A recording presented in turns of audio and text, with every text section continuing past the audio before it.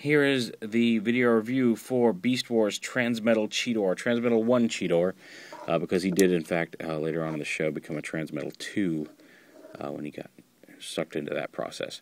But here he is as Transmetal 1. He's shinier than his regular version. He loses his spots and just becomes a shiny metal cheetah with kind of metallic teal, kind of grayish brown, and then the shiny gold plastic, as well as some yellow plastic, which you'll see more of that revealed when we get to robot mode. Yeah, there he is right there.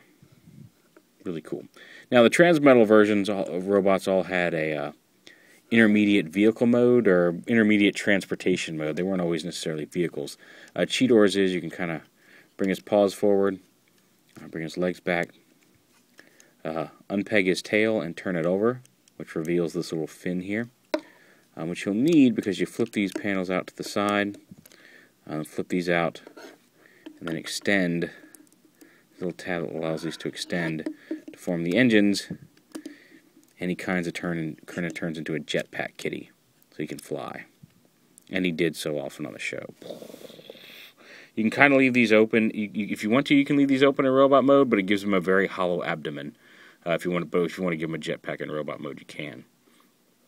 So kind of neat flying kitty there. This mold was repainted into X9 Ravage. Had a little bit of a mold change too to keep the head, the robot mode head, but we don't have him, so we won't review him.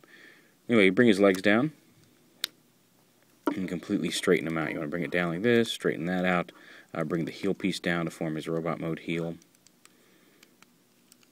And here you'll see he picks up, oddly enough, he's got some organic bits on the inside of his leg where he gets his spots back, as well as on his chest, which we'll see in just a second.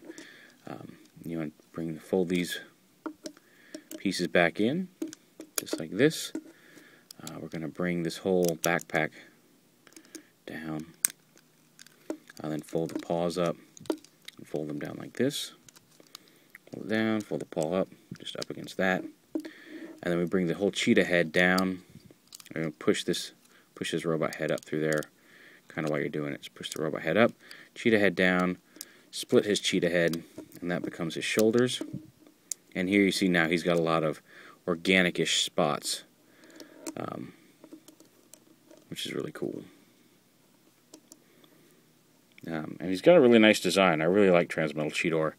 Hence why I hunted him down at TFCon. He's got claws for hands as opposed to actual fists, but he can hold his tail in his hand as a weapon.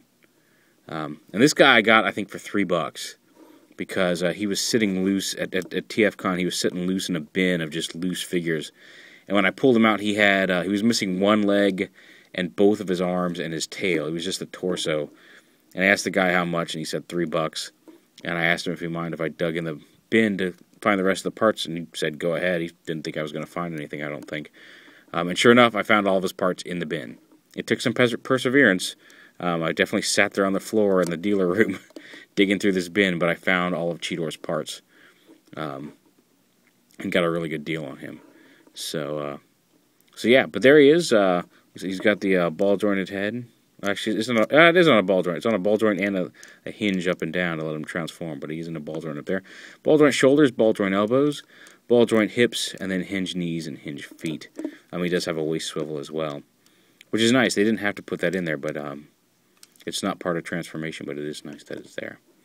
So there he is, Transmetal CHEETOR from Beast Wars.